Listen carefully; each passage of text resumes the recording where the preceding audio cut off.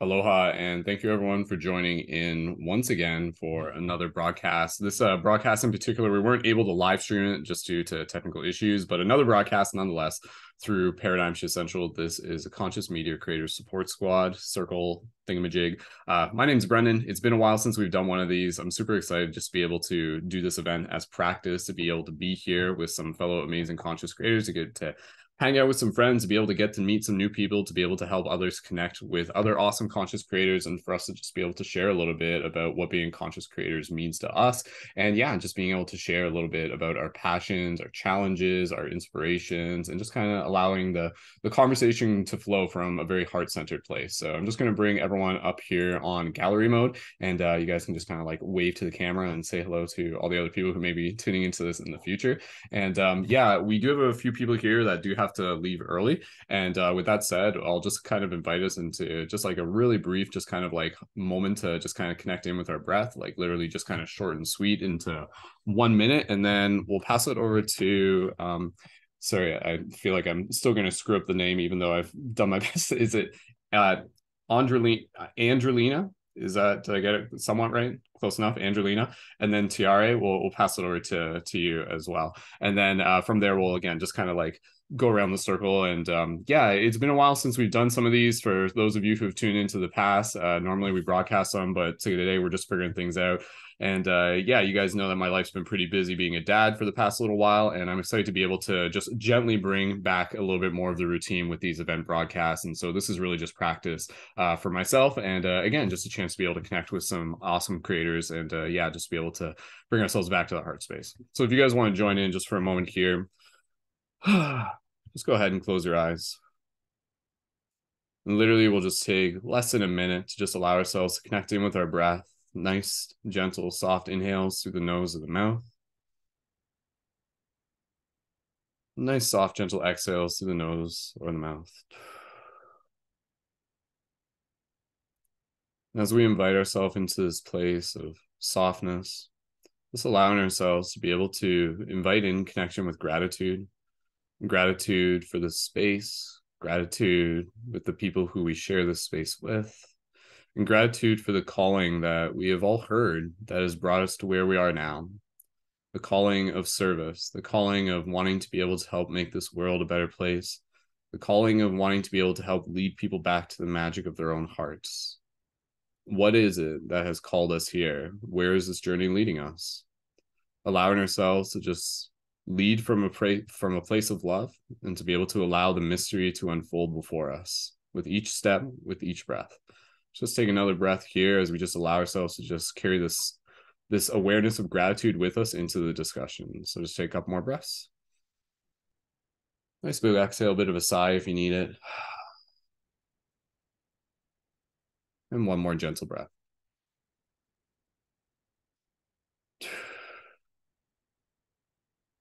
And when you're ready, you can gently open your eyes and return your awareness to the space around you. Perfect. Awesome. Wonderful. All right. So with that said, again, just being mindful of the time, the fact that a couple people do have to leave a little bit early. Again, for any of the people that you hear in the broadcast today, I'll include their links into the show notes as well. So be sure to connect with them and learn more about what it is that they're doing. So Andrenlina, do you want to go first? We can pass it over to you. And again, I know time is of the essence, but feel free to just kind of like introduce yourself. What what kind of what's your journey as a conscious creator? What has it been like? How long have you been doing it? What are you up to? And I know lately you actually just like hosted one of your first like Zoom call events as well, so congratulations to you on doing that as well. I'm sure they'll be able to tell you all about it, but yeah, it was a vocal alchemy group workshop, which I was very interested in. So Andrenlina, thank you so much for joining, and we'll just pass the talking stick over to you. So when you're ready, go right ahead. Awesome. Thank you so much, Brendon. Yeah, I do vocal alchemy. It really started off with my own journey of music and sound with my voice. Really, and that's my spiritual journey is ever since I became more awakened, I would say, or on this path inward with myself, loving myself, finding my passion. That's when I discovered that I need to do music. And through music, I realized I need to sing. I think I am the first instrument. I am the one organic instrument that God gave me. So singing has been very healing for me, especially because when I was younger, I was told that I couldn't sing. I had a lot of limiting beliefs and things that I had to destroy and walls I had to break down in my mind in order to even get myself to a point to even do music and to sing in a place where I felt unjudged and free from myself to do so. So that's why now I do vocal alchemy and I allow and help others and assist others and giving them the tools to help them open up their throat chakra and their voice and in a way that isn't scary and is a place of non-judgment and allows us to navigate through emotions rather than a very traditional way of singing, which is also good, but this is a more spiritual inward journey for singing, and you don't have to be a singer to do vocal alchemy. It's very much for anyone. It can help us speak better. It can help us have more confidence and just break down those limiting beliefs with our own voice, because there can be a lot of times as well where we may block ourselves from speaking up when we should speak up for ourselves. And there are times when we can, overly speak. So this is just a great way to balance our throat chakra and get ourselves to sing more. Because I think everyone has a singer inside of them. And it's a really great way to connect with your soul, to connect inward with yourself is through your voice, through your naked voice, through your soul's voice. So for me, that's just a way to really connect with my inner self. And I help teach people. And I had my first class over Zoom last night, and I'd love for more people to join because I'm still new to it. So of course, there's the challenges of like, am I ready for this? Am I enough? Am I healed enough? And of course you are. Like, there's always going to be people that were where you used to be. So of course that's been a challenge, but now I'm really grateful, and I feel like this is just the right time for everything and how it's falling in place, all the work that I have done on myself that I get to share to others, just as how others shared to me and all that. So yeah. Very cool.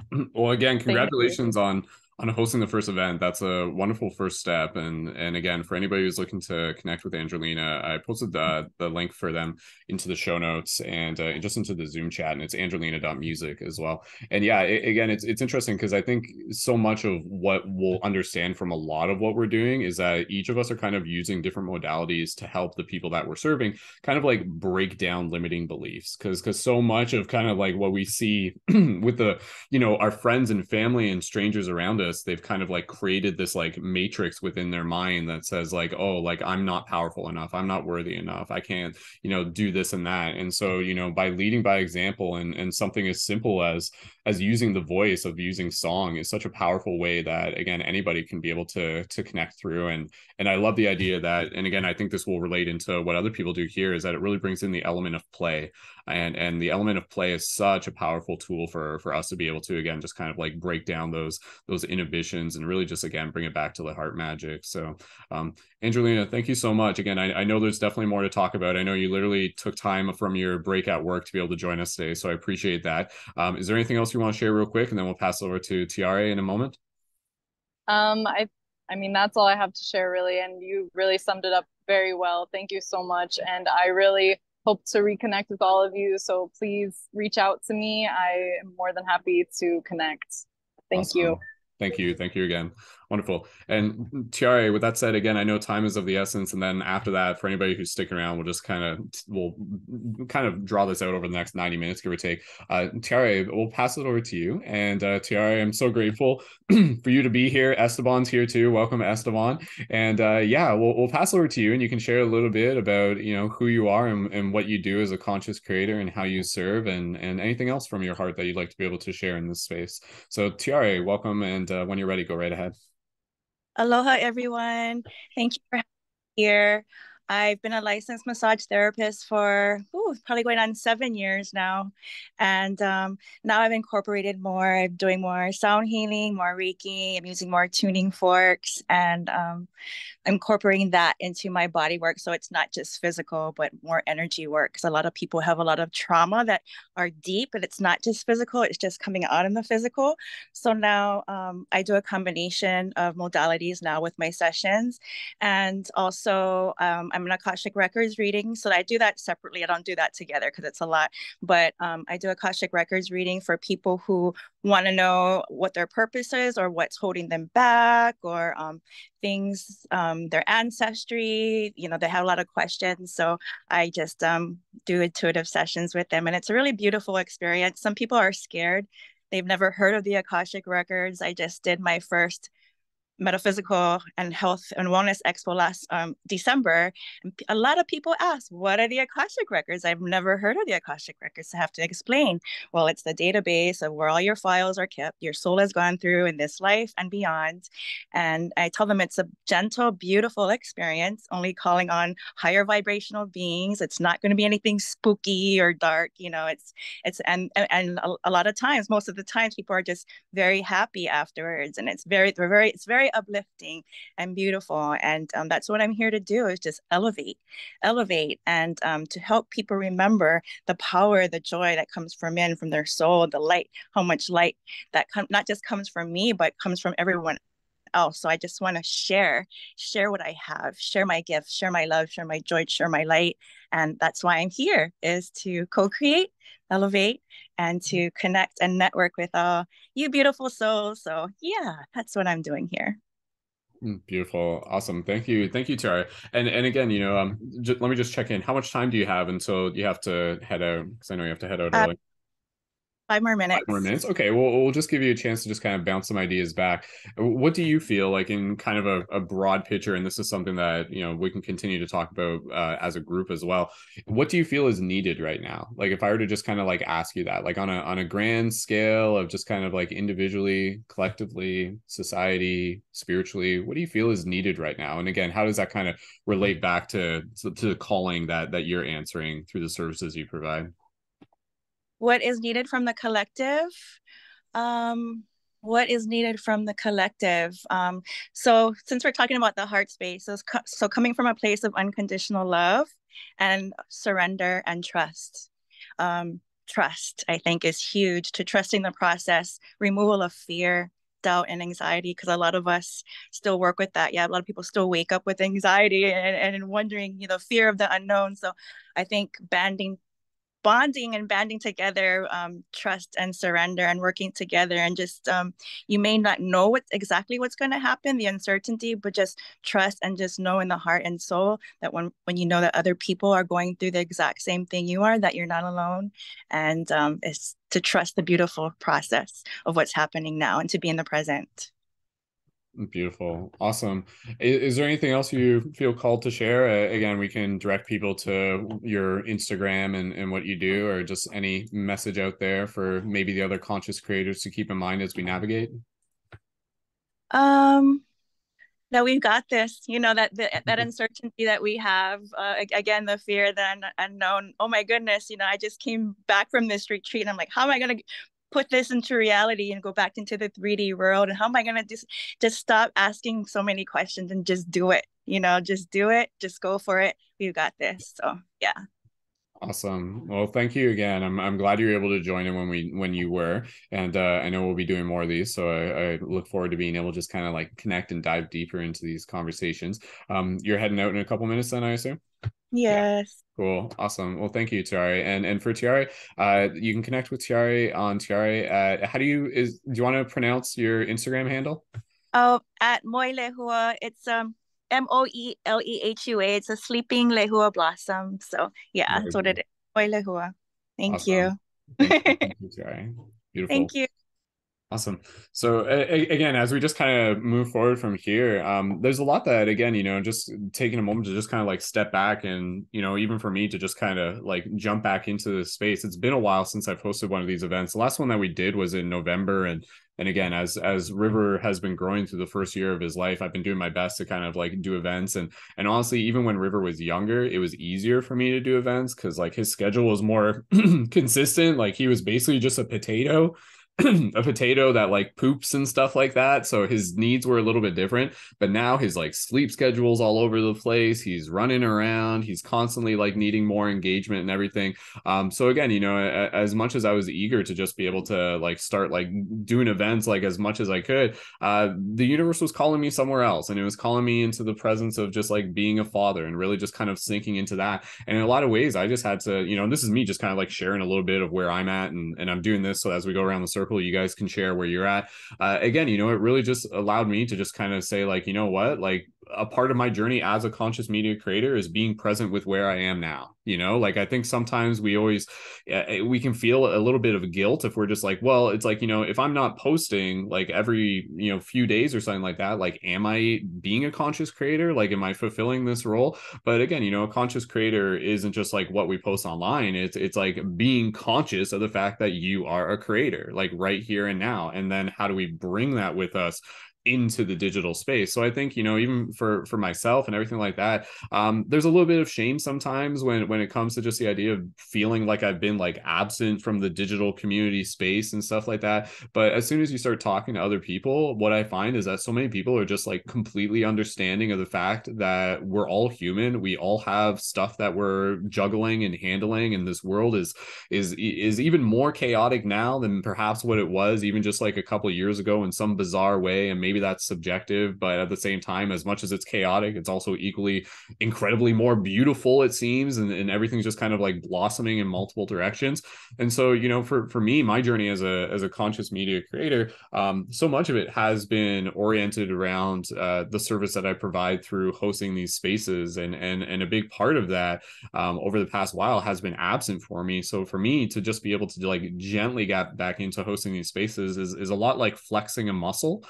It's a muscle that I haven't really used in a while. It's still there. It's kind of like latent. And so again, I appreciate you guys just kind of, the fact that I just kind of organized this within the last few days. And I was like, hey, who wants to jump on board and kind of hang out and just kind of like do this like old time's sake? And for me, like, this is something where I want to be able to continue a rhythm and a momentum, because what I feel is incredibly important as a conscious media creator to be able to contain and maintain that sense of consistency is the connection with other creators. It is, like, to the best of our ability, just saying, okay, you know what, every 2 weeks we're going to meet here, every 2 weeks we're going to helix back to this point, and just having that kind of locked in to the best of our ability, even though it might change a little bit here and there, really just kind of like creates like a shared sense of just momentum that kind of I carry with me, like after I leave these events, just knowing that each and every single one of us is kind of navigating these waters in our own way, but we're all serving in our own unique ways. And then, we get to come back, we get to celebrate that.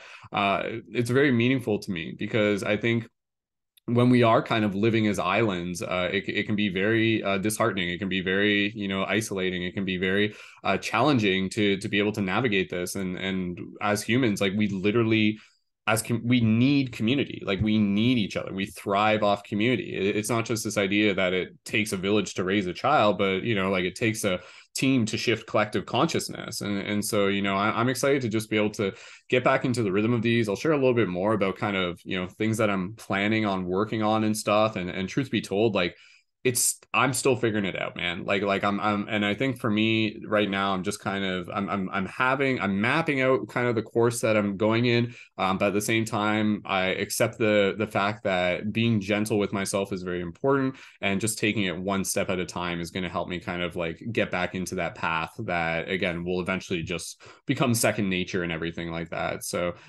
yeah, with that said, I'll pass the talking stick around. And again, I just want to give you guys a chance to just share a little bit about, who you are as a conscious creator, and where you're at. And, we can get into talking about the things that we're working on as well. And just a chance for some of you guys to connect. Some of you have met each other, some of you haven't. it's not a super huge circle today, but again, I kind of wanted this to be low key anyways. Yeah, and then we'll just kind of go from there, and we'll go for maybe about another hour or so, and then we'll wrap things up. So just with a show of hand, who would like to just be able to take the talking stick next, and then we can kind of go around the circle from there. If anybody would like to volunteer, yeah, sure, Esteban, we'll pass it over to you. So awesome, Esteban, thank you so much for joining. Esteban is someone who recently him and I have been connecting through the Ascension portraits that I've been doing, and I've been helping him out with that. And yeah, he's a super awesome guy who's again kind of like really holding the Merlin energy in some very powerful ways. So Esteban, nonetheless, I'll pass it over to you and allow you to just kind of share a little bit more and introduce yourself. And thank you for bringing your. Is it a parrot? That is it? Is that what it is? Hey, Brendon, how are you? Hello, fellow goddesses. Very nice to be here with you all. Yes, that is my little dragon, Godzilla. Her nickname is Silly because she's always a silly bird. I've had her for the better part of like I think 12 or no, not 12, maybe like 10 years now. It was an inherited pet from my ex-girlfriend. Parrots bond to their significant other for life, and me being the alpha of the flock at the time that we were together, she bonded to me because she's a female. And the other little parrot that she had, obviously it was hers because he's a male and he bonded to her. So when we broke up a few years ago, she said, you got to take Silly. And here she is. And I'm grateful to have her. She definitely has shown me a lot about opening my heart once again, about being loving, about being caring. And yeah, she's my little Silly. So whenever I'm hanging out doing work or whatever, I'm home, she's always hanging out. So it's pretty cool. Yeah, I'm grateful to be here with you all. It was divine timing as well. I had a pretty crazy day in the 3D. I am in real estate. I'm a realtor, so I've been doing that for about 10 years. And I'm very new to conscious creating and content creating. I say I've been on this awakening path for the better part of 12 years, but I didn't really know where I fit into this role. And over the last 3 to 4 years, it's just been blown up and in my face. And I have literally found my soul purpose and navigating all those different energies. I practice breath work. I'm a Reiki master. I do sound healing as well. And I consider myself a light language speaker, and I'm working on becoming a light language specialist, kind of like branding myself that way to activate people with very deep shamanic tones and vibrations that come through. And I want to start getting into quantum hypnosis and also guided meditations. So I've got a little plethora of tools in my tool belt. And Melissa, so happy to be here with you and see you in the live. I came across your page a few months ago, and I think I follow you. So it's awesome that I saw your name here. And interesting that Andrenlina was also talking about finding that inner voice, because I'm learning to find that voice. I didn't ever think that I could sing, but as a child, I always had this dream about being a rock star. And then obviously, you know, societal pressures, this and that, and you don't follow those dreams. And then now I'm like playing the drum and the light language, a lot of toning comes through and deep hums. And I've always written poems and excerpts of different things that could actually be put to music. So I thought her share was very fitting for the time that I came in. And so I'm here, very excited to learn and collaborate with everybody and see where this journey kind of takes me. And obviously, I love adding value to whatever situation I'm in. And and I look forward to really collaborating with each and every one of you where I can and seeing where this goes. So thanks a lot for having me here. Awesome. Thanks, Esteban. Yeah, I was going to say Melissa and you would definitely have some things to share and talk about. Melissa also being a sound facilitator as well. So yeah, that's great. And it's good for just an introduction. We can just kind of continue to pass the talking stick around, and yeah, we'll go from there. Who would like to go next? Just go ahead. Weezy, we'll pass to Weezy and then Chantal. Yeah, and then we'll pass it over to you. Okay, cool. Weezy, go right ahead. Welcome and good to see you again. Yeah, great to see you guys too. Can you hear me? Yep, sounds good. Okay, awesome. Yeah, so I just want to say I'm really happy to be in one of these circles again. I've been moving through some very dense energies the last couple months. Been feeling very like lethargic and unmotivated, but the last like couple weeks have like I've really felt like a lightening, and I feel a lot more motivated and a lot more inspired to like keep going. Um, I've been working with a lot of lessons in, like lack and abundance, that duality recently, and kind of like forcing myself to rest and be in like a waiting period that the universe has kind of like forced me into. And feeling kind of like anxious about that, but leaning into that trust in the universe that Tiare was talking about earlier, like trusting the process. And recently some opportunities have come up for me to kind of like really step into my healer archetype, and so I'm really excited about those opportunities. I'm not going to kind of like go into it now because I'm still kind of, it's like a seed. I'm like still like very much protecting until it like kind of is ready to flourish out in the universe. So um but I'm like really excited about it, and I hope I can bring some of that opportunity to this platform as well and share with you guys. I've been like connecting a lot more with my spirit guides, which has been really exciting, and I've been working a lot on like my own personal health. Like learning to pour into myself before I can like pour into others. Like I need to replenish my own well before I can help other people. And so that's actually been like very basic things, but things that I think our society has kind of forgotten and has lately been getting back into. So just like, eating healthy, exercising. So personally, I've talked about my experience being like neurodivergent on this platform before. And a couple months ago, I stopped taking my ADHD medication, which like really threw me for a loop. And I'm kind of like learning to find that passion and motivation that I had previously in my life before I took the medication on my own. Um, and that was like really hard, but through this like journey, I've really been able to find that again and find that in myself again, and find my baseline again, which has been really exciting. And I think that that's just like kind of the journey I've been on lately. And yeah, I echo Brendon's like idea of like needing community. I have felt really isolated lately, and so I'm really excited to like connect with people again, and hopefully bring more of my personal journey out into this community, and kind of like feel supported while also supporting others. Awesome. Thank you. Thank you, Weezy.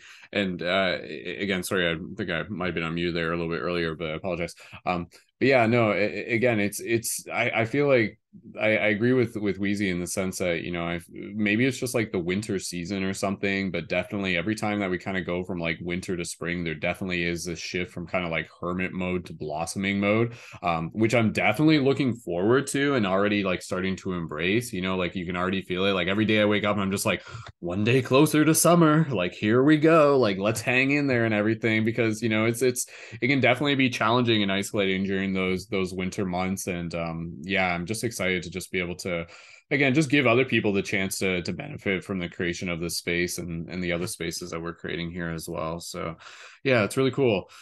Chantal, if you were if you're ready, we can pass over to you. And Weezy, thank you again. And again, you can share a little bit about who you are and what you do as a conscious creator, and maybe just even sharing a little bit of where you're at and how you're feeling, so to speak. So, Chantal, when you're ready, go right ahead. Thank you. Thank you, Brendon. This was a last minute invitation, and I was like, oh, perfect. I have no kids tonight, and I'm also wanting to connect. I thought it was quite ironic that Silly was really aligned with this light bulb over. So the aura was like totally aligned as you were talking. Silly was like being like, yep, mastering. So I see the beauty in animals in nature and how these little signs remind us all the time that we're all connected and we're exactly where we're supposed to be when you listen to that alignment. But so much of what was said here, I would like to speak on. So it's like I have to just let it sit and let it naturally flow because like, oh yeah, I agree. Yeah. So I love seeing this reflection that I experience in other people, and I see it blossoming as well. So I am Chantal, and I'm here at Space to Grow, which is a lot of what I use to explain my understanding of what we're doing here. We have this like space to grow, and I like to teach what I call reclaim your space to grow. My goodness, what so many transitions to bring me to here. I'm currently practicing as a trauma therapist, somatic experiencing to be specific, but I'm really exploring more the energetic feel. And I feel like a musician that doesn't know how to read music, in a sense, talking about voice and stuff. Some of this stuff was innate, and I've practiced it without really knowing. And now I'm like, oh, learning language. And it's like, oh, I knew that. Or this is, and really bringing the alignment between this spiritual realm of like, we're this spiritual expansion in this little human experience that is sometimes so overwhelming. And I've just been exploring how I'm this French Canadian girl that grew up in Quebec and was hired as a flight attendant at 18 years old and traveled for 12 years. And that brought me so much understanding of the world and myself. And then that was enough, and I needed to get out. And I got pregnant and married someone, and 12 years on a farm, which was a whole other set of skills. And then he was brought me a lot of lessons, but what we could maybe potentially call like a narcissist. And so the idea of reclaiming my space to grow is reclaiming my power in relationship with whoever I choose to willingly give it, whether we want to call them whatever. I feel like we are all this little motor creating energy from within. And if we're not able to activate that ability to create that energy, we suffocate and we start needing it from someone externally. So it's not that they're bad people, is that you're either, as I learned as a flight attendant, you're able to have your own oxygen mask and create your own breath, or you panic and you live temporarily off sucking everybody else's air. And as a people pleaser, Canadian women, whatever category you fit in, that might resonate. We like to, hey, take mine. Yeah, that makes me feel good to give it for a minute. And we feed off that temporarily, but it's not from that overflow of find your own mask. And then we all have this excess. So I'm learning right now the discernment of feeding someone off my own, like, oh, yeah, I felt good for a moment to give. But did it give from my excess, or did it give from a place of I have to? So that discernment is what I've been practicing, of energies and the difference between anger and joy, and how I can transmute and use anger to build my passion versus being afraid of anger and storing it. So I use the analogy of space to grow, like stuff is the compost. So like the anger is like the compost that renews me. And so I'm just integrating all that. It's kind of complicated and all over the place, but it's been percolating for the last few years and practicing, and the idea of how to train my ego to work for me in the heart space and really reclaim this connection with my animal self in the wild, and how to not be afraid of the power of anger and rage that might be in the human experience, but my spirit doesn't want to touch into it. So my spirit's always trying to, no, we're going to transmute it into love and light, and it's fine. Don't feel this human experience. Try to, and now I'm like, come here and feel this human experience. And it's like, holy shit, I'm fucking pissed. And it's like, you're okay. Deal with that. Breathe through this, and like learn to like wave motion and like be in the human experience, which allows me to move through and create this new world. And I'm like, okay, this is no longer working for us. So space to grow is expanding to not only a space for emotional and spiritual growth, but now I want to buy land and grow and actual get back into the roots and integrate my 10 years on the farm. And it's like all of these things are kind of weaving together. So we all have these paths that, how can all of your tools that have kind of no sense kind of weave together to now it's like, oh yeah, we got this, we're flying. Anyways, that's where I'm at. If that makes sense. And I have two beautiful kids, and I have this cup that says best mom ever, but it was a gift from them, but it's to be my best mom ever to me and this little inner child that I often put second. And it's a reminder for us to be a good parent. Beautiful. Awesome. Thank you. Thank you so much, Chantal. It's wonderful. Yeah, it's again, I'm just enjoying just listening to everyone, and Chantal, I appreciate the silliness and the humor that you bring into us and everything, the theatrics behind the animal pantomimes and everything there as well. So it's very cool. That's how it moves through me. That's how it works. Yeah. Cool. Melissa, we can pass over to you, and then from there we can just kind of, again, I'd love to even allow other people to just kind of like have some questions for one another, and we can just kind of turn this into, again, more of a group discussion opposed to me just kind of like facilitating particular discussion topics or whatever. Honestly, like even for me, like I can still feel like my brain is just kind of like, there's like neurons that haven't fully wired here and everything in a while. I'm just like, how am I doing this? What am I doing again? It's just, like, it's just, I've just been cleaning diapers for the past 6 months. That's all I know how to do. That's literally it. But getting back into this broadcasting, surely and slowly, yeah, I'm just getting the muscles retrained. But yeah, Melissa, we'll pass it back over to you, and allow yourself to just say hello, introduce yourself, share a bit about what you do as a conscious creator. And yeah, thank you, Melissa. Welcome. Thank you so much, Brendon, and thank you guys for being here. It's really nice to meet you all. You all are so awesome. My name is Melissa. I'm primarily a breathwork facilitator. I have other passions and endeavors that are kind of on pause right now, but my main focus right now is breathwork facilitation and combining meditation and tuning fork therapy in my practices as well. I started off like being more online. I was more of an online practitioner and teaching online more because my business started to really blossom during the COVID era. So my main community was online for the longest time. But this past year, that has kind of evolved into more in-person endeavors. So like, for example, this last year, I was able to co-host 3 separate retreats for the first time last year, which was amazing. And funny thing is, I've actually never been to a retreat before. And so going into retreat life, just not even knowing what I'm doing, was just kind of just jumping into the dark, taking that leap of faith and just trusting the universe, you know? And it ended up being beyond my, like what I could ever imagine it being. It was like walking in a dream, hosting that first retreat. And it went really well. All 3 retreats were super successful in the fact that we helped people find a deeper part of themselves. They were able to heal something that a lot of people didn't even realize they needed to heal from, which was really, really cool for them to discover within themselves. And so my main purpose here on earth and why I am here is to, something similar Esteban had said earlier, was to add more value to people's lives. Like, that is my biggest passion. And I have found that the easiest way to add more value to your life is to learn how to breathe more properly. And I learned this through my own experience. The way that I really got into breath work for healing purposes was after a plant ceremony, a really deep plant ceremony.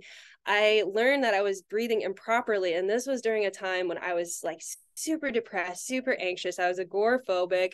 And I barely could even leave my house to go to the store without allowing my mind to just basically cage me in my house. And so I took a lot of that time that I had to myself, retraining myself how to breathe properly again. And that's what really helped me to melt away a lot of this crap that I was holding on to. And it opened up so many doors of opportunity for me. And I got to learn so much more through just expanding my breath. It was just like, it was a huge shift. And really, I would say that breathwork led me to Paradigm Shift Central, because sharing my story online led me to connecting with Brendon, and that's what is connecting me with all of you beautiful people right now. So that's just another beautiful thing that breathwork has expanded me into. And so just seeing all of this beautiful evolution just from teaching myself how to breathe properly really inspired me to teach that to other people. So I really dived deep into the research on how to breathe properly, how to retrain based on what part of your body isn't breathing properly, the biomechanics of breathing. And now we have 2 retreats that we're hosting this year. And I'm part of a collective now of other people that I've actually met in Paradigm Shift Central. One girl that was going to come today, but apparently she had something else that distracted her, but that's okay because we're recording this so she can join later. Yeah, we have 2 retreats that we're co-hosting this year, one in Seattle, one in Columbia. And I just signed a contract to start teaching one-on-one breathwork sessions at a wellness spa and salon. So I'm doing that on the weekends now. All the while, I am also working part-time at a concussion clinic, a neurology clinic, teaching people how to breathe properly and how to regulate their nervous systems after being so traumatized from whatever, caused them to have the concussion. So it's just like, I'm just really thankful to be here to share the breath and to connect with all of you guys. So thank you so much. Awesome. Thank you. Thank you, Melissa. Again, just listening to this, it's interesting just seeing the connections between Melissa, Chantal, and Esteban just in all of what you guys do here. Again, just as facilitators in various but similar mediums and methods. Again, just going back to the idea of just kind of like regulating our nervous system. It seems to be such a common, again, just kind of way of being able to change the way that we're just like the state that we're currently embodying, so to speak. There's a lot of people out there that again just kind of are living and just like carrying a lot of like this trauma with them. And again, like that's where going back to what I kind of want to take a moment here to just kind of allow ourselves to take a step back and just kind of explore that question of what does being a conscious creator mean to us, and like what are the different ways that we can continue to serve people. And I'd love to just be able to pass the talking stick around just kind of related to that question, and again just kind of going back to some of the basics, like why did we answer this call? Like, what is it that we're trying to do? How are we trying to help people? And so, for me, like, what does being a conscious creator mean to me? Again, I think it's wanting people to be able to experience this reality from a place of joy and awe, and to be able to like connect to the magic that is there, that is ever present.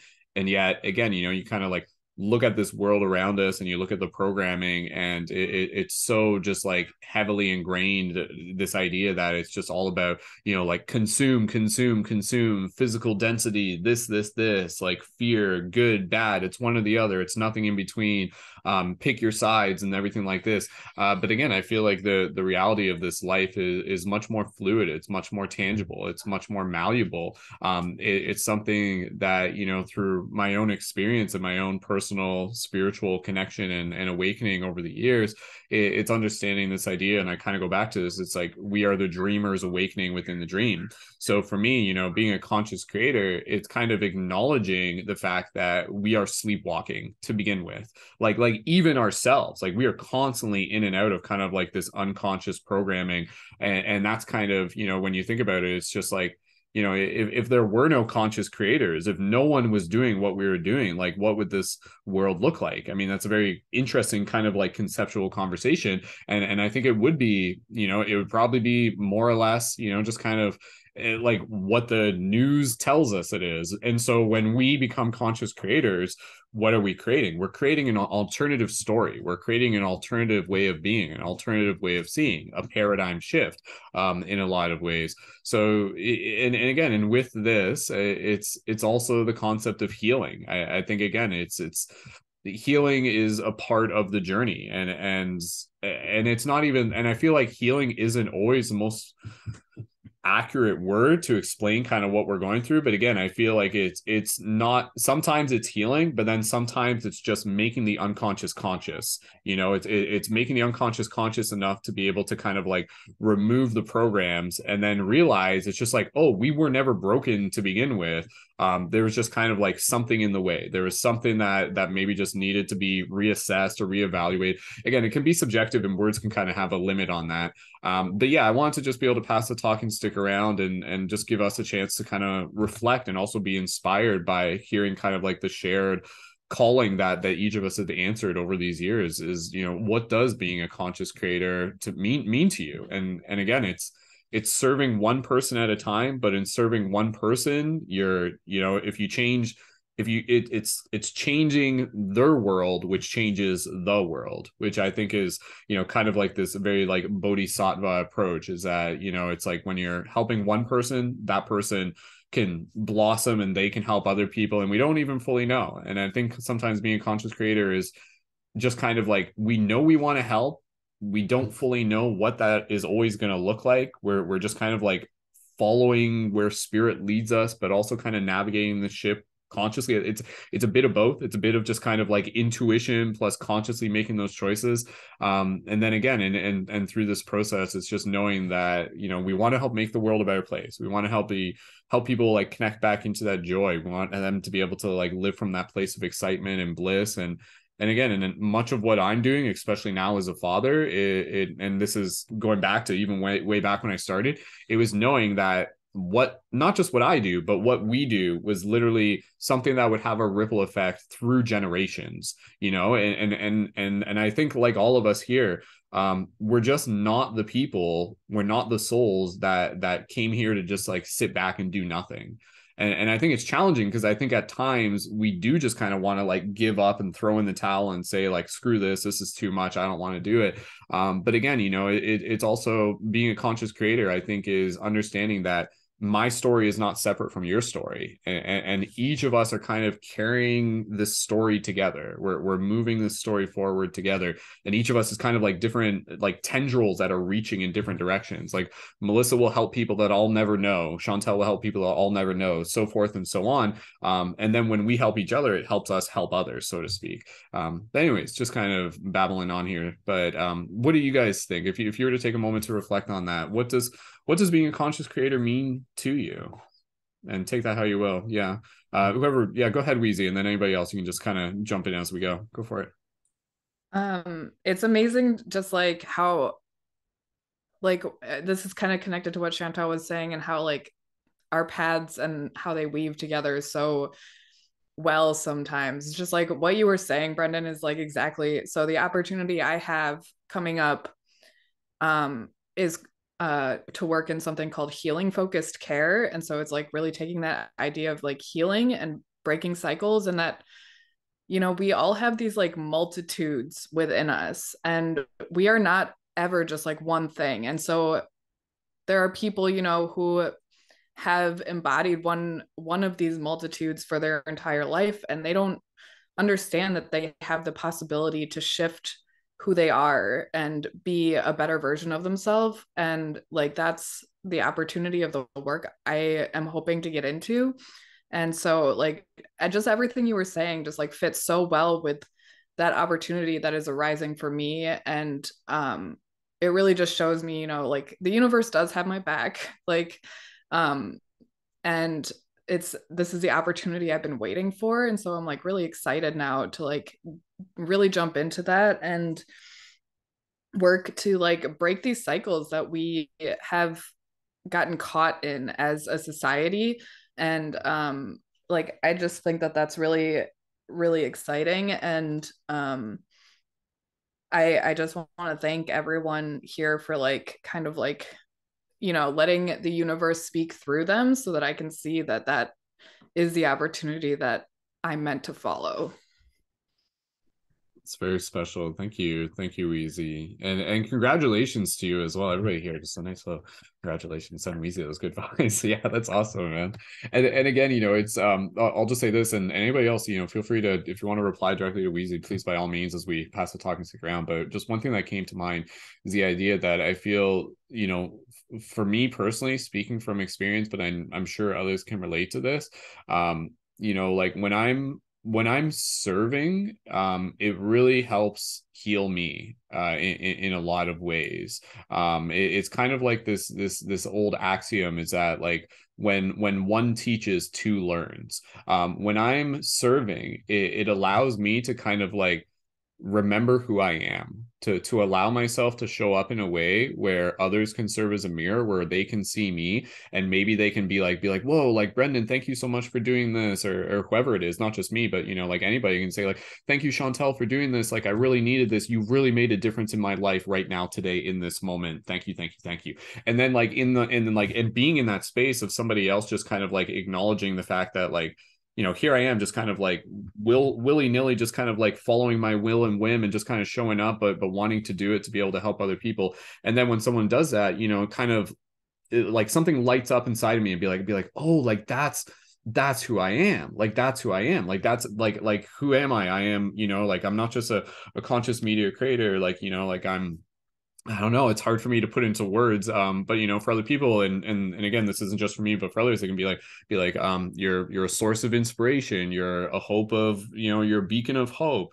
You're a mirror that reflects back to people, like something that they can see in themselves as well.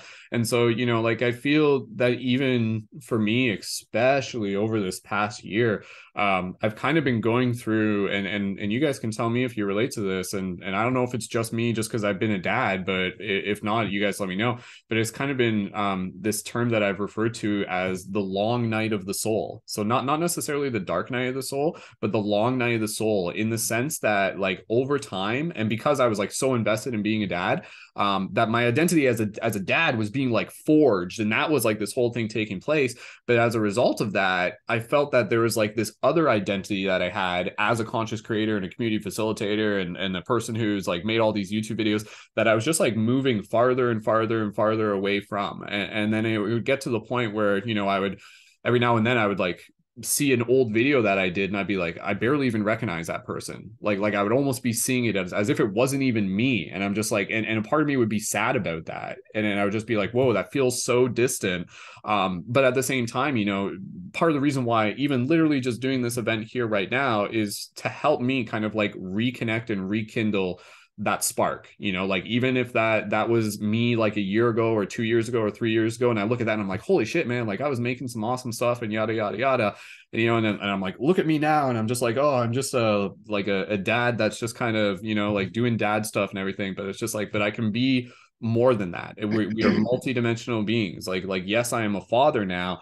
And I think what's important is to be able to understand that every step of our journey doesn't necessarily have to take away from where we were in the past, but it adds to it like a fractal. So instead of trying to be who I was a year ago and 2 years ago and 3 years ago, and holding on to this kind of like image of my like youth and that energy and everything like that, like now it's a time to kind of like recultivate this new energy that can still be very youthful and playful, but to add this like new integration of who I am as a father. So now it's like Brendon 2.0 with like dad expansion added into it, sort of thing.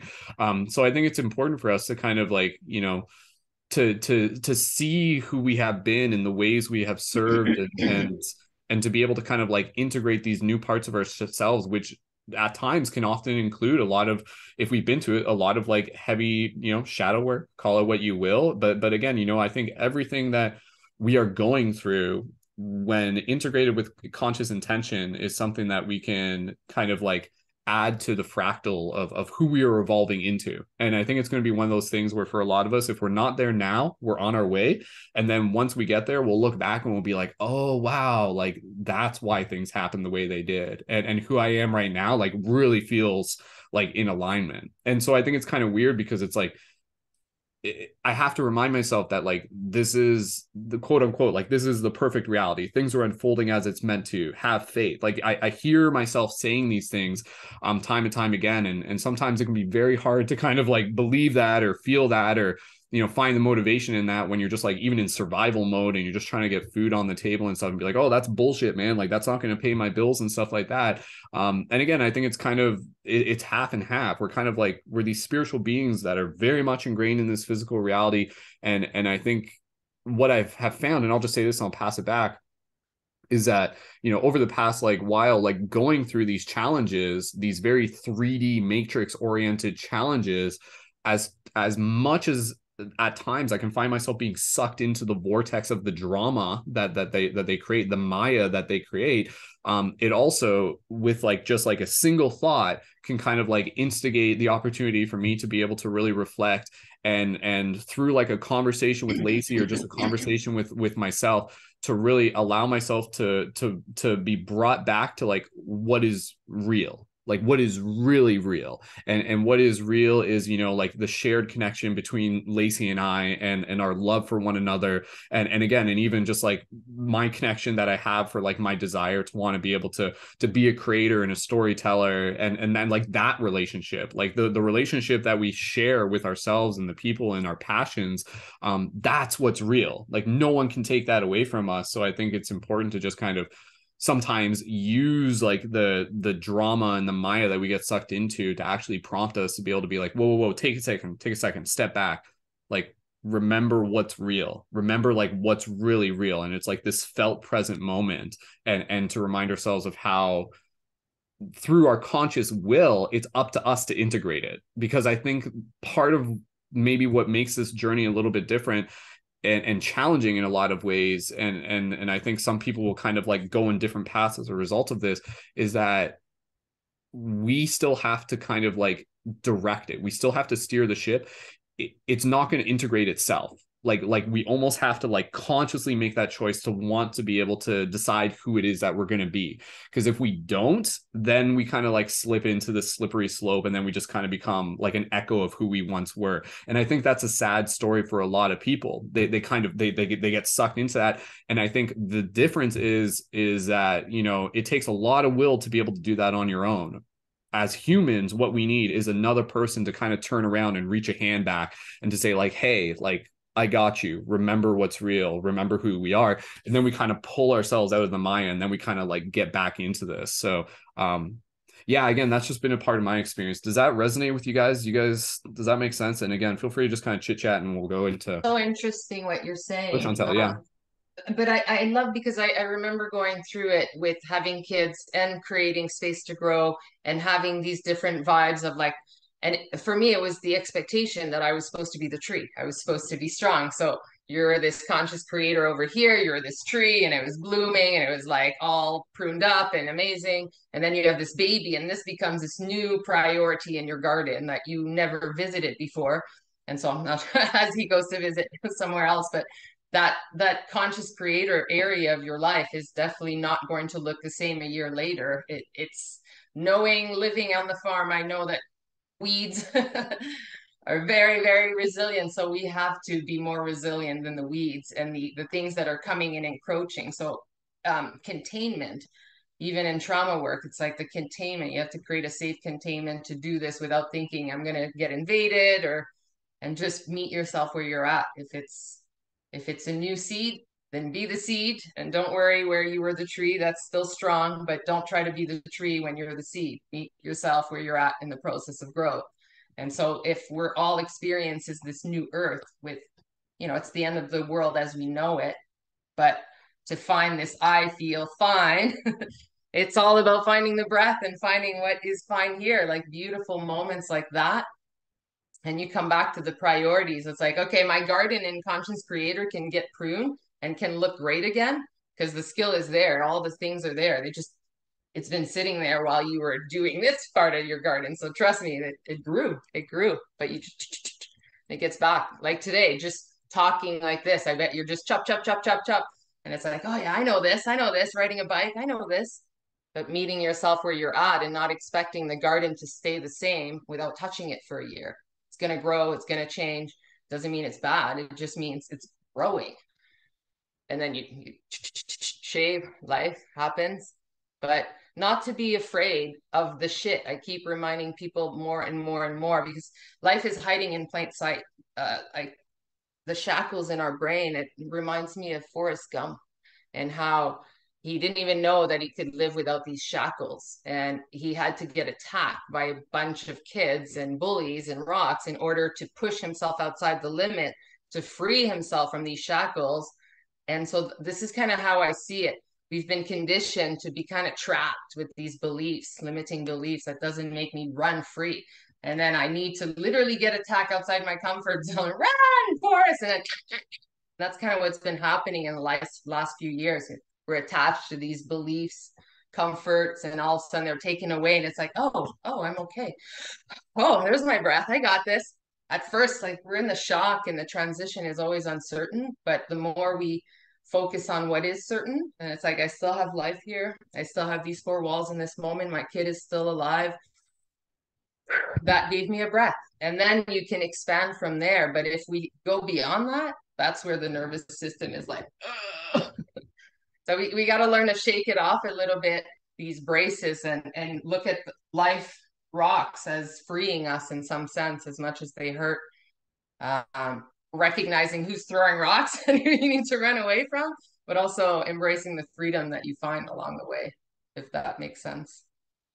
Yeah, I think you've hit on some awesome points there, Chantal, for sure. And I really resonated with when you said early on how you see reflections of yourself in each one of us, right? I mean, I can relate 100% to what Weezy is going through about having the fear of stepping into this new role. How am I going to provide for myself? I was there 6 months to a year ago. And I can relate to what Tiare was saying. And it's a shame she had to go. Me and her are pretty good friends. We connected on Clubhouse and we just had this instant connection. So we're always on Clubhouse talking and hearing each other, but never here on the live. So it was really cool to see her live. And then, obviously collecting with Melissa, with the breath work that she's been doing and how she's got these programs and the retreats. That's how I envision my future coming in the next very, very near future, without specifying a time. But there's fear behind that on how does that look? How do I craft that? How do I get from where I stand today to that conscious creator of an established practice? And it's very, it's also very inspirational to hear you speak about it, right? Because you've created the garden, you've created the tree has grown and you're doing it now. Like you're saying, you're pruning these different parts, but it still grows. So I think having flexibility and being adaptable is key in our particular place in life. I also feel that these belief systems that we were taught as we were growing up, they're all kind of outdated, and some serve and some, actually many don't. So as you break free from that mold and the human self sits in that uncertainty, sits in that uncomfortableness, that's where the growth is. That's where it really makes you shine. And there's nothing to be afraid of. So Weezy, if I could say anything, like surrender to it. Surrender to it, trust it. Trust that it will happen. The universe is going to catch you. The universe is going to put you right where you need to be. And once you let that go, you'll feel so much weight lifted off your shoulders and you realize the beauty that it is around you. I wasn't much for giving gratitude a long time ago, and I go to bed every night blessing myself and giving gratitude for what I've experienced, for what I have, for what I'm manifesting to come. And every morning I do the same thing. As long as I've got that breath, I know I have another day to not only make a change in somebody else's lives, but also change myself. And by changing yourself is how you actually reflect others and they see those changes. I tried for a long time when I first started meditating and I first started doing breath work. No, you guys got to try this. You're upset because of this. Nobody listens. They've got their own thing going.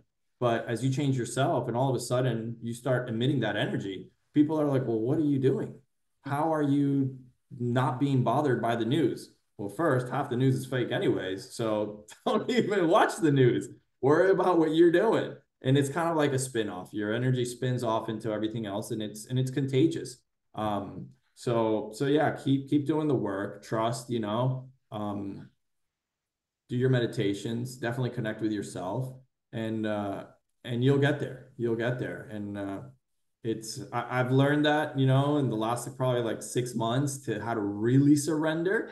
And I can relate to what Brendon was saying too. It's like when you're in that position of fear of how am I going to pay my bills next month? What am I going to do? You step into that 3D world and you're like, okay, let me hustle. Let me do this. but then you kind of lose that part of you that the soul calls to really make the change. So it's really interesting to hear everybody share, and I'm super grateful for that, you know, because we've all kind of been there in a different way. And so I guess for me, becoming a content and conscious creator is really honoring myself into the passions that I'm reawakening to and sharing it with others. If I could help somebody see that there is a little bit more than just this physical realm, I think I've accomplished what I want. And then whether they want to work exclusively with me or I can point them in the right direction, that's fine. Like, call me Morpheus. I woke you up, and now go free, go do what you want to do, but don't look back. You know, don't go back to that, because that's what's wrong. That's how we've been enslaved. That's how we've been kept from our superhuman selves. So yeah, just my 2 cents on it. And yeah, really enjoying being here with you guys for sure. Mhm.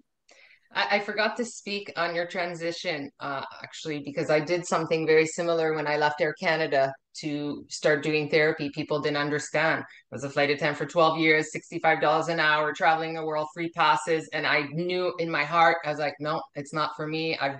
It was good 12 years, but I knew it was the end. And nobody else understood it. They're like, you don't know what you're leaving. This is good. And I was in this addiction course, and people are like, why are you here? You have a job. We're here because we don't have a job. And it's like, why would you leave this career? And it's like, because it's not my heart anymore. That chapter's done. And nobody can understand it except your experience. And had I listened to the fear and the outside, I would have been a flight attendant going through COVID. Like, are you kidding? No way. Thank goodness I left when I listened. But my point is, the visions aren't always clear, and they come in pieces. And I just knew, like, I was being a counselor in the galley and in hotel rooms. And I was like, okay, this is obviously something. And I asked myself, what would I do for free? And it's like, oh, I do this already for free. So if somebody would pay me to do this, like, woo, it's bonus. And so I like figured out, and then the fears, it's like, well, you can't do that. You're just a flight attendant. You don't have knowledge. So loud, so restrictive, and the body starts going like this. But I had a vision at some point in an office doing therapy, and it just gave me that openness that I'm like, that's the vision, that's the clarity. I was just holding on to this vision, and then the GPS was somewhere there, but it got cloudy and foggy, and it's like, oh, I forget where I'm going. And there was this one little vision, and when I left Air Canada finally and quit, I was very disconnected from that vision. I had to, like Brendon said, consciously choose. I remember that feeling, and I'm going to have to trust it, even though right now nothing feels right about this. And everything was like, it was back in the day, it was a fax, and I was like giving my resignation. It was like, but it was like one of those weird things. It was like, I know, but just trust me, do it. And I was working for 8 months at a jail detention center for $16 an hour, and nobody could understand. And I was happy with this transition, but it worked. And it was only 8 months, and I knew it was a transition and then something else. And you just follow one step at a time. Don't look at the whole thing. Creating space to grow. Had I known all the process and the blessings in disguise, I would have not done it. But it was all learning to roll with it and not see it as a trauma, but as a practice assignment to get me where I want to go. So that's where I embrace the shit or the trauma, because it's like, okay, you think I can handle this? Bring it, kind of thing. But it works. If you really truly believe in a line, it leads you, and it doesn't fail. Or it doesn't fail. You might think it fails, but it's not a fail. That resonates so much. I'm right in the like darkness right now. Like, I was working for Colorado Medicaid until last like September, and I moved from Colorado back to my hometown, Milwaukee, and like the job opportunities were just like nowhere. I'm like, where am I going? What's happening? Like, I have good experience. I have a master's degree. Like, come on, somebody wants to pay me to do something. But like, it just wasn't happening. And so I really had to surrender.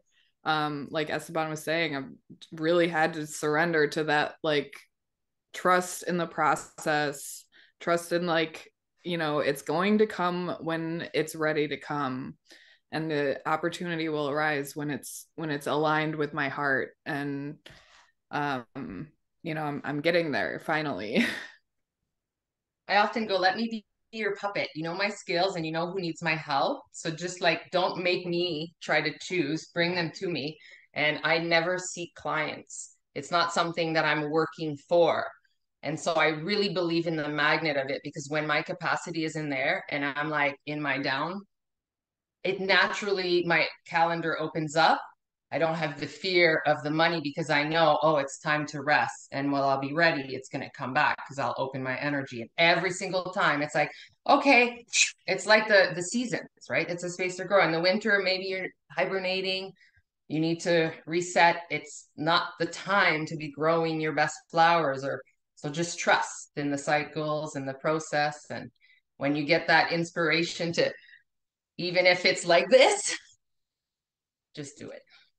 Yeah, very true. I mean, I used to just chase clients all the time, like cold calling this. I know for every 100 phone calls, I'm going to get one or two people that might turn into clients. So it was a grind. And when I finally let that go and I was sitting in a space of complete deadness, I mean, I hadn't had a paycheck since October. And I'm like, okay, now what am I going to do? So that fear started creeping back up. And I said, hold up here. You know what you're doing.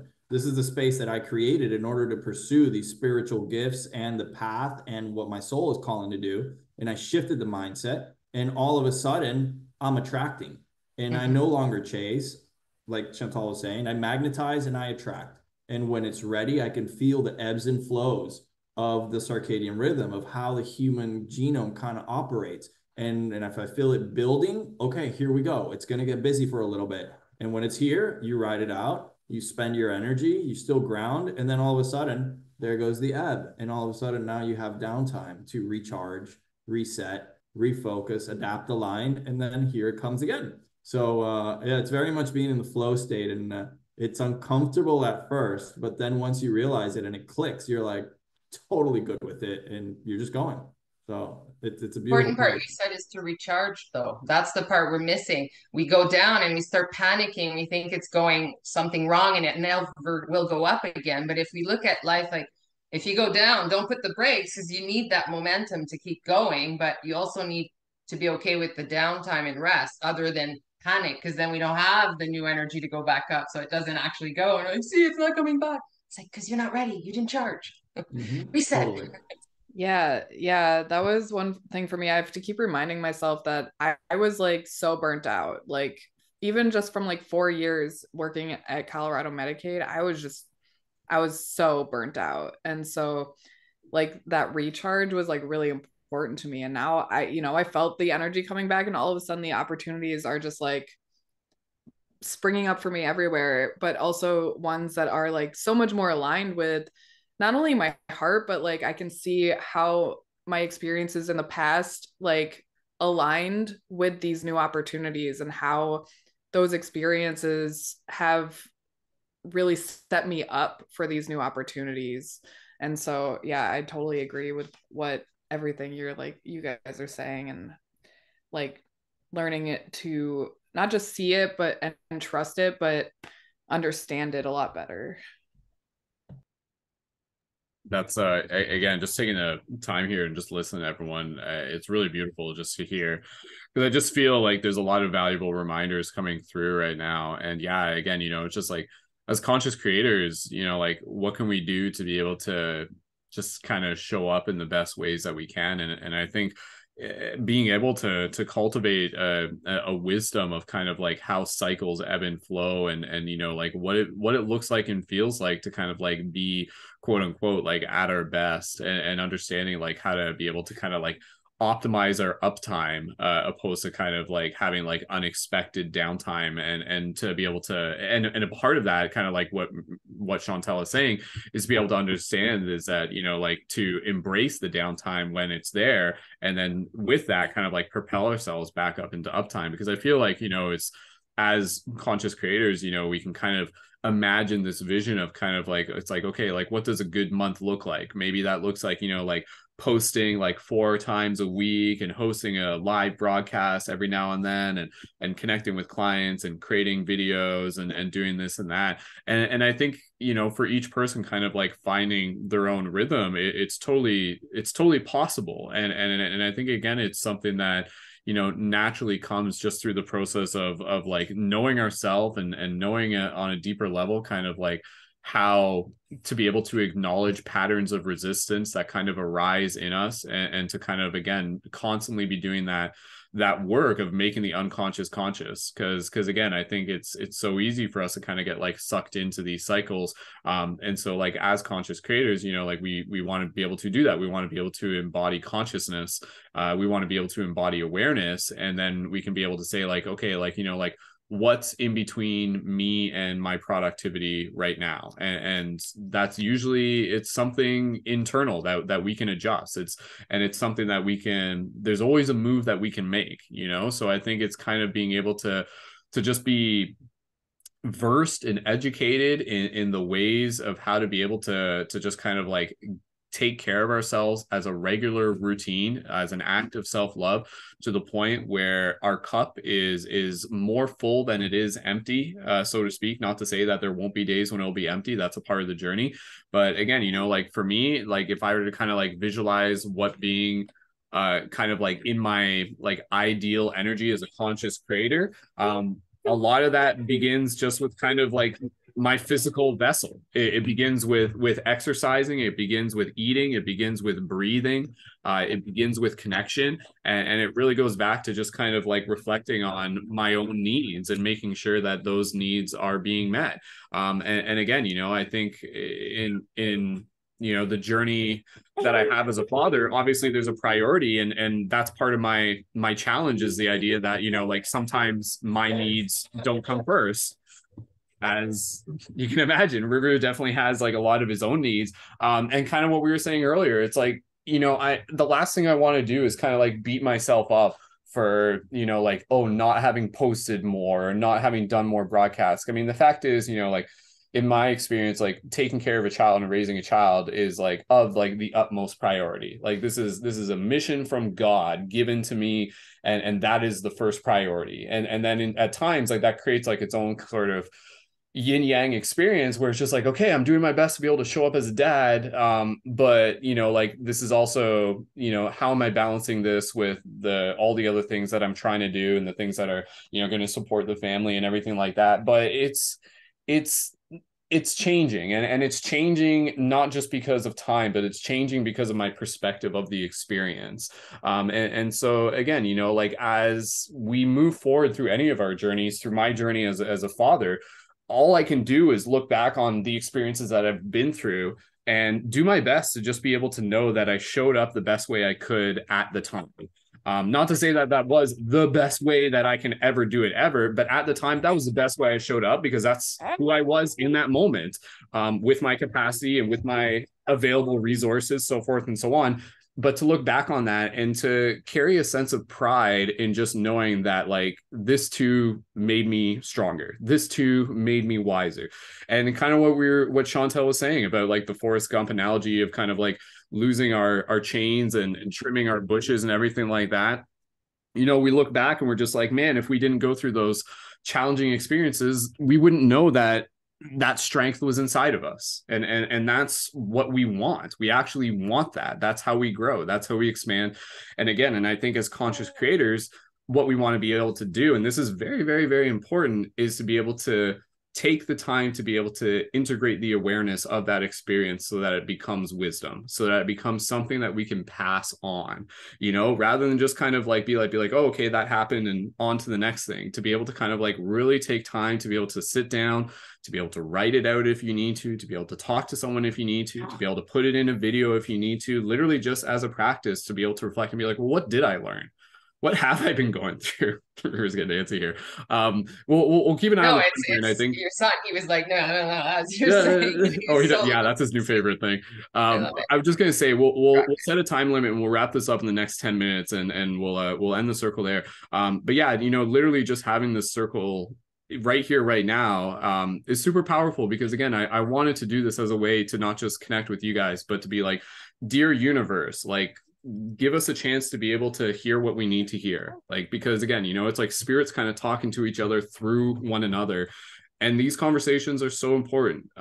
These conversations have been something that, you know, me and Lacey, we talk 1,000 times a day, and we do have these spiritual conversations. But as an individual, I need relationships outside of that relationship. I need other people. I need, you know, to be able to learn from what other people are learning. And again, it's so interesting because you hear this and you're just and it's so inspiring to hear other people be like, oh man, like I've been going through some hard shit, but here I am. And I've been like, you know, integrating all this stuff, but here I am. And I think again, it just goes back to like the strength of the human spirit.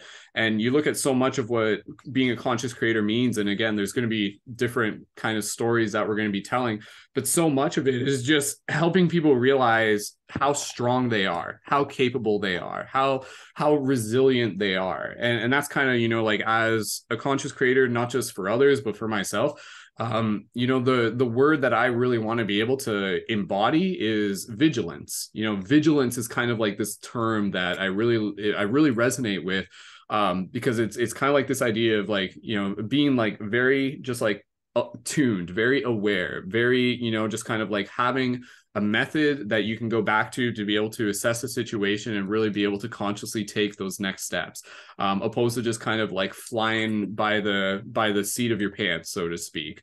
Because again, you know, like I think there's definitely ways in which we can be productive and ways that we can be less productive. And so as a conscious creator, not just myself, but for the sake of my community and the business that I'm building, what's important for me is having the visions of where I'm going, and then every day being able to take those little steps towards that. And sometimes they're big steps, sometimes they're medium steps.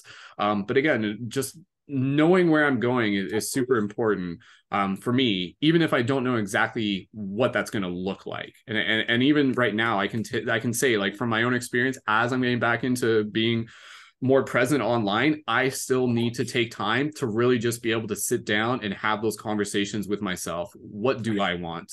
What does this look like? Where am I going? And to have that opportunity for spirit to kind of speak through me and to be able to say, like, be like, this, you know, like do this, and then to kind of like figure out at least like what my next like 2 or 3 steps are, and then to focus on those, and then to be able to just kind of like trust that through me developing this relationship and this communication with spirit, that again, it's like spirit is kind of like helping steer the ship alongside.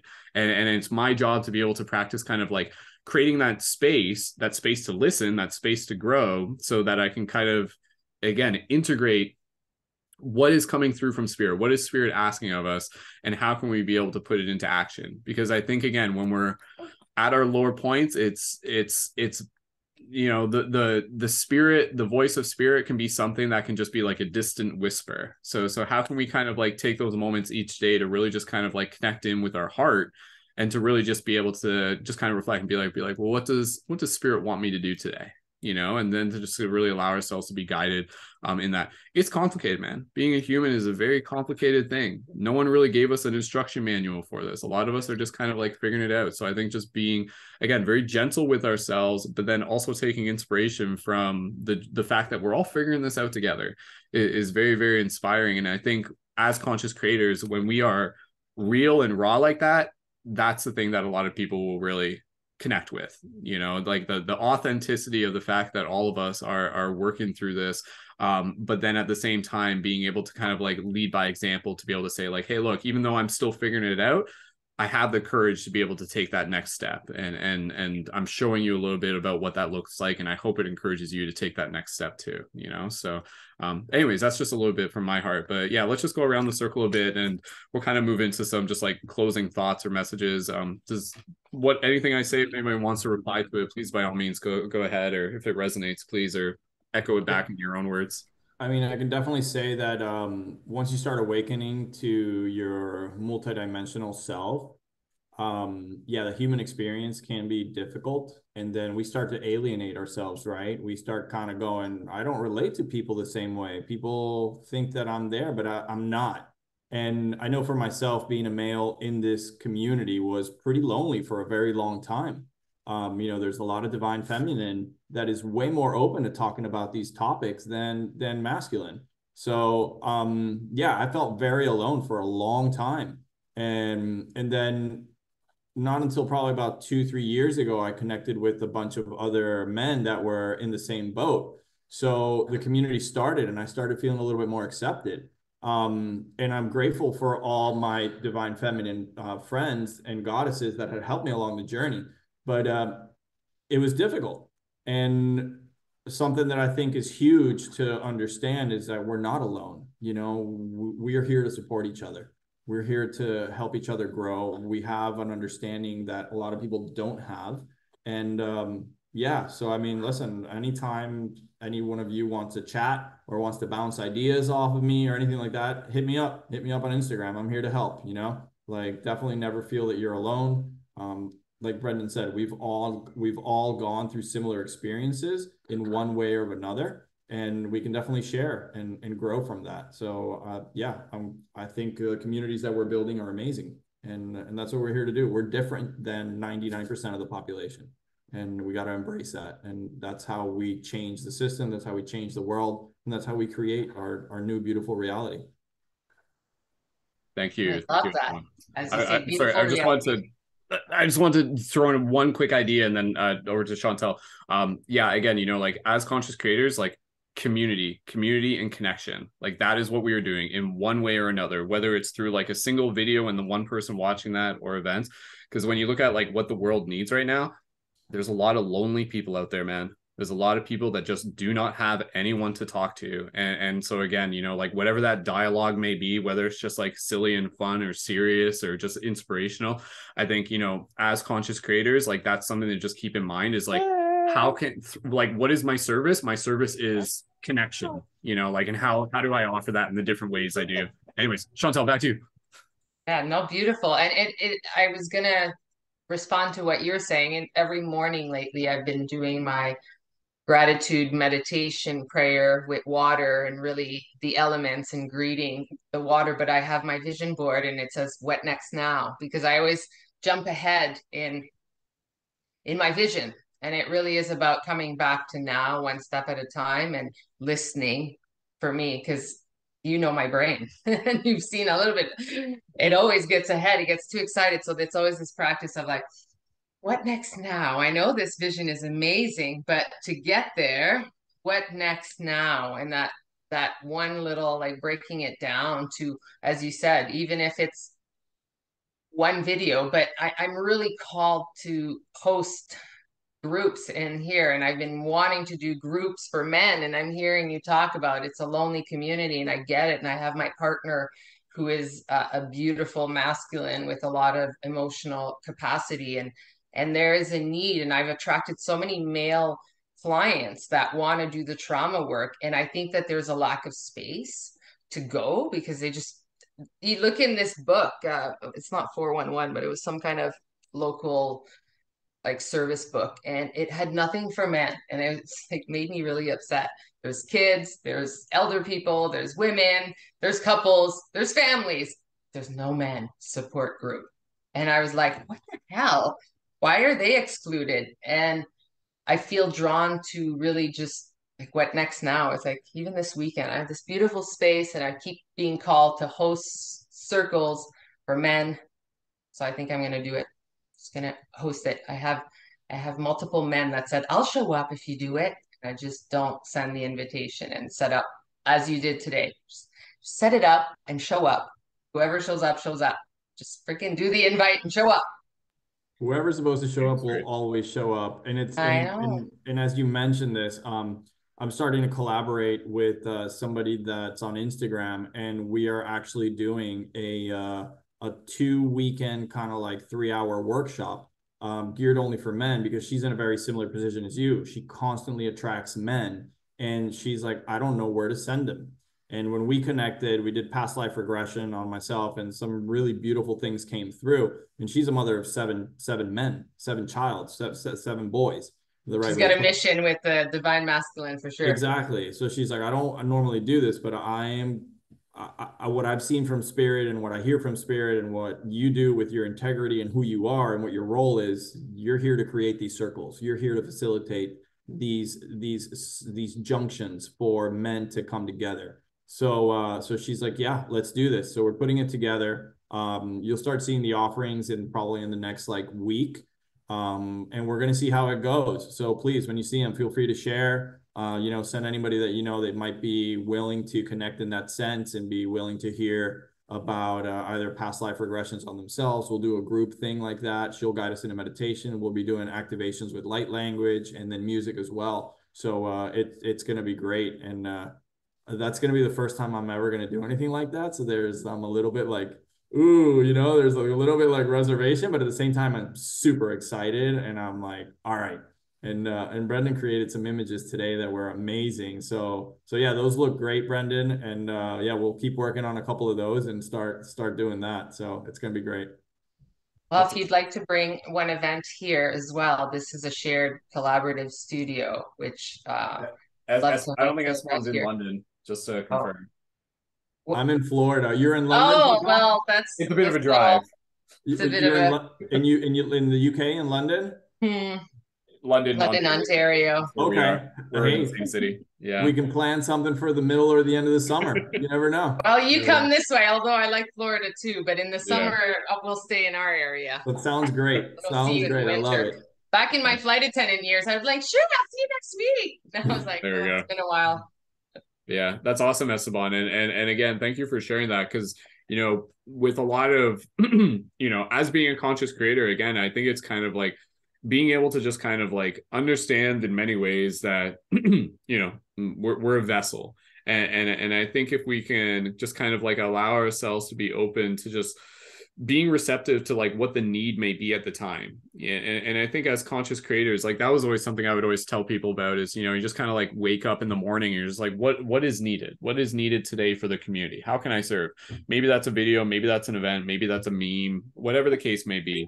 And again, like I think leaders, because conscious creators, we are definitely leaders, gentle leaders, and in many different ways, are often born out of necessity. So again, the universe will say like, hey, there's something that's needed here. Who will do it? It's kind of like the field of dreams. Like if you build it, they will come sort of thing. And if you don't, who will kind of thing. So someone's got milk. The synchronicities are just like crazy tonight, because the opportunity I've been talking about is primarily for working with men and breaking cycles. So the fact that came up also is just like, I'm mind blown.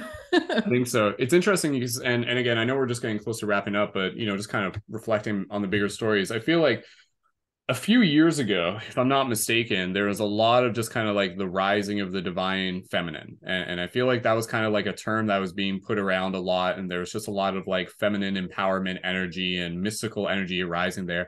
And now, again, kind of like even just observing this as a microcosm of the macrocosm, I feel a lot of what's happening is kind of like the healing of the wounded masculine is kind of like what is needed to take place right now. Like I got an electrical current when you said that. 100%, right? Yeah. Because like if you look at kind of even just like society, it's like, where are the role models of the divine masculine? Like there's next to none, like outside of like conscious circles and sacred sons and people that are already doing that as well.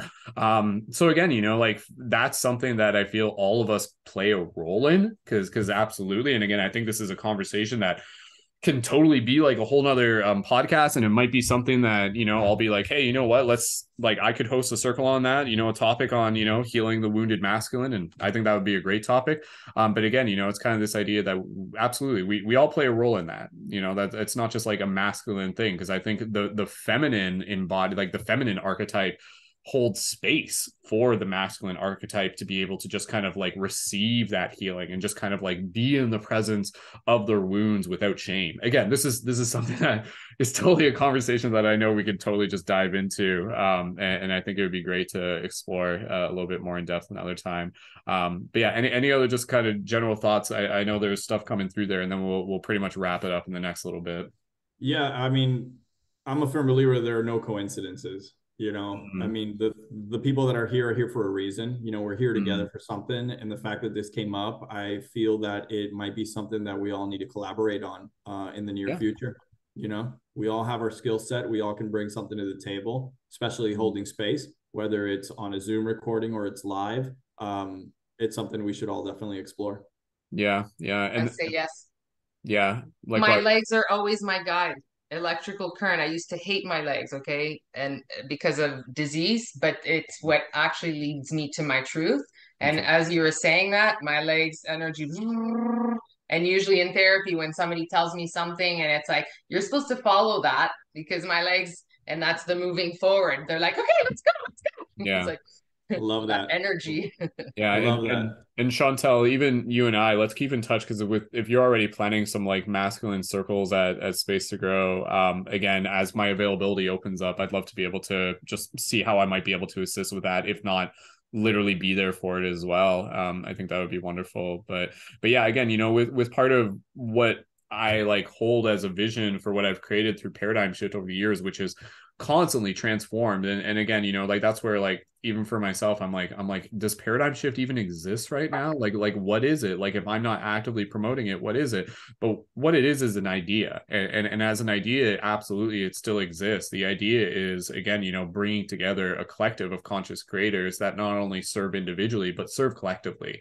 And so, yeah, like what I want to be able to, and again, even just me talking about this is like, oh yeah, that's what I do. Oh yeah, that's what I've been doing over the years. And somehow, I kind of go through this sleepwalking phase, and I've got too much on my plate that I can't remember everything all at once. But as I start to awaken from my own amnesia, the things that kind of like, I hear the call, and a big part of what I want to be able to continue to evolve Paradigm Shift into and to offer it into is like the co-created facilitation of community events, from multiple creators as well, because that was like a big thing that I was trying to build Paradigm Shift into back over the summer, and it just wasn't the time for it, and I kind of like put it on hold. But the whole idea there was just kind of like this like main website that kind of like brought a bunch of events into one place that people could be a part of.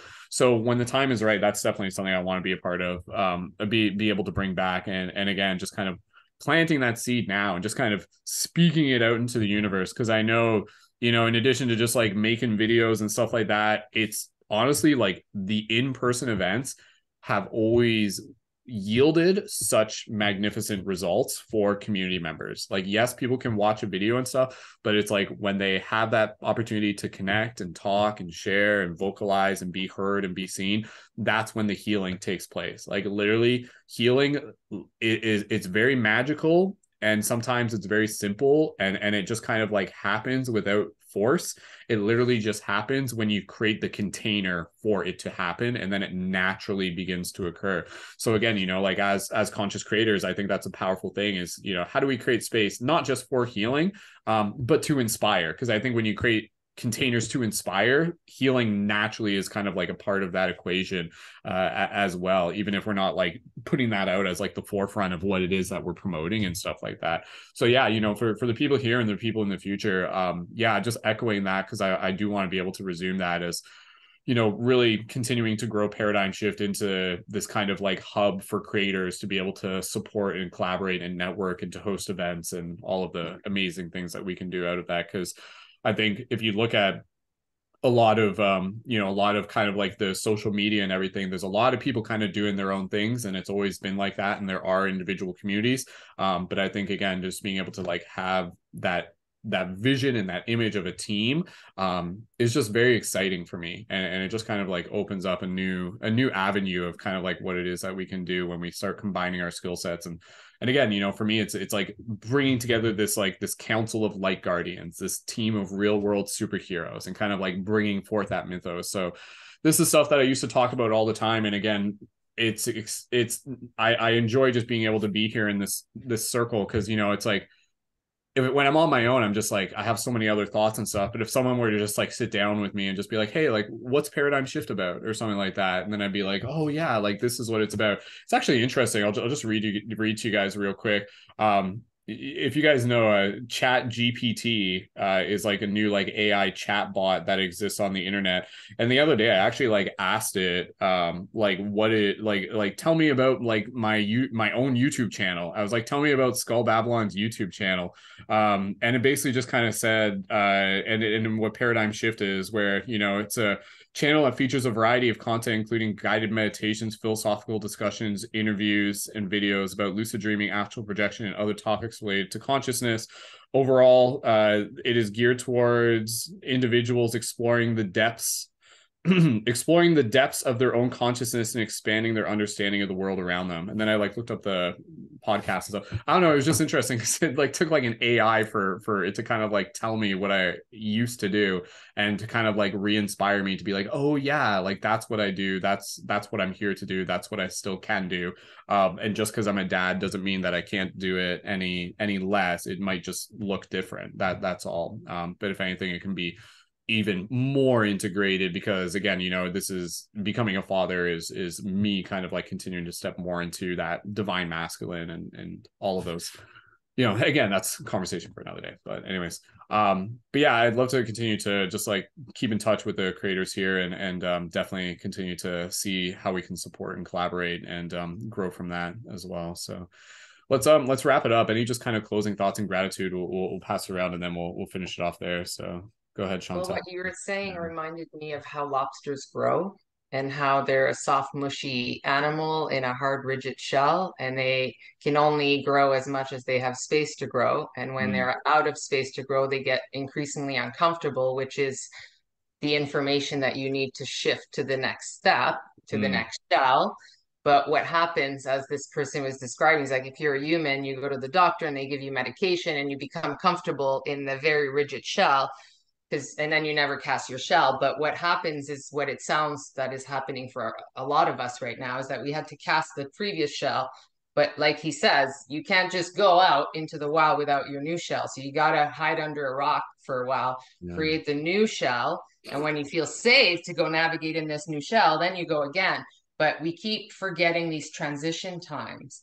And like if you change your golf swing, I don't play golf, it's just an analogy, but you're going to suck at it for a while. It's sort of like cleaning your closet. You empty everything, it gets worse before it gets better again. So we have to give ourselves that transition grace that you're like now adapting to being a dad. And how will this fit into, my old self? So you're kind of like wearing this old sweater and it's like, it fits different, but you're weaving new things into it, but there's absolutely nothing wrong. It's actually your new shell that had to take this time. And now you're like, how is it going to look when I come out? It's about being kind of excited. That's true. Yeah. And I think, again, this is me saying this to myself, but I used to kind of use this axiom of, like fall in love with the mystery of the unknown. And again, and I think excitement is the other word that goes alongside with that, to genuinely just be excited about serving, to be excited about bringing our passions into the world, to be excited about making a difference in people's lives.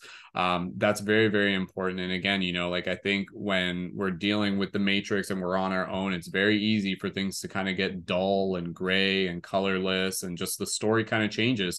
But again, as a community and through Paradigm Shift and what I want to be able to do, I want to be able to bring more like vibrancy and light and really just like magic back into the story that we're creating, that nurtures the excitement and allows us to kind of like show up. And that's where having the community is just like, oh, that person's excited about creating, that makes me excited because I see their excitement, and excitement literally becomes like this ripple contagion, so that we can share with each other. So I too, speaking out loud, am very excited about just like creating literally just over the next month and couple months, and again just kind of like looking forward to seeing what it is that we can do, and again, and knowing that in doing so it's literally going to help people in a lot of different ways. And so that's really exciting. Cool. Yeah, Thank you. Go ahead. I think we're all tapping into the same wavelength here. You took the words out of my mouth. I was going to say, embrace the unknown, be comfortable sitting in that unknown. So, and definitely before going out into that unknown, embody the new shell, embody the new you. That way you can go out there and you can be, boom, here I am. Yeah. No need to go back to the old, so break them in a little bit, break the shell in a little bit before you're like, ooh, I'm not sure how it fits. Exactly. Got to be patient. Yeah. So I think those are all beautifully said. And yeah, just really enjoyed being here with you guys. Love the new connections, and let's go. Let's get this going. Awesome. You have the Instagram links on your, because I'll I'm post not sure them. who anybody else Yeah, I'll post was. all the links here in the Zoom Perfect. chat so that you guys I'll can add see everyone there. those. And I can send them to you directly, and I'll put them into the YouTube as well. And again, just to reiterate, so we had Andrenlina here, who is andrenlina.music on Instagram. Tiare, who is Mole, I can't pronounce that, Moelehua, and on Instagram. And then Weezy is Weezy for Cheesy. Melissa is Melissa Baller _ Esteban is the Barefoot Healer. Chantal is Space to Grow _ Lifestyle. And I'm Mystic Spider-Man. So yeah, thank you guys again. This has been awesome. Went a little bit longer than I intended, but that's not a bad thing at all. Just doing this has been a wonderful practice. It's filled my heart, and I'm excited to just be able to, take the inspiration that we've cultivated here and bring it with us into the next steps. And yeah, stay tuned. I'm not 100% sure on the schedule. I'm just kind of allowing myself to kind of like figure things out one step at a time, but the intention is there to be able to have more events like this and other philosophical discussions through paradigm shift to support and nurture the magic inside of us. So we'll wrap it up there. Thank you guys again. Thank you to our Patreon supporters. I'll be updating my Patreon in the coming future. You guys can check it out there and add your support. And yeah, be sure to connect with the other creators here on this broadcast, and stay tuned. We got plenty more exciting paradigm shifting discussions still to come. So for all the people out there, thank you for listening. Thank you for being, thank you for creating, and thank you for being a part of this beautiful story that we're weaving together. So we'll say goodbye there, and you guys can say goodbye to all the people listening. So thanks everyone. We love you guys. Woo! All right. Thank you. All right, much love, everyone. Take care.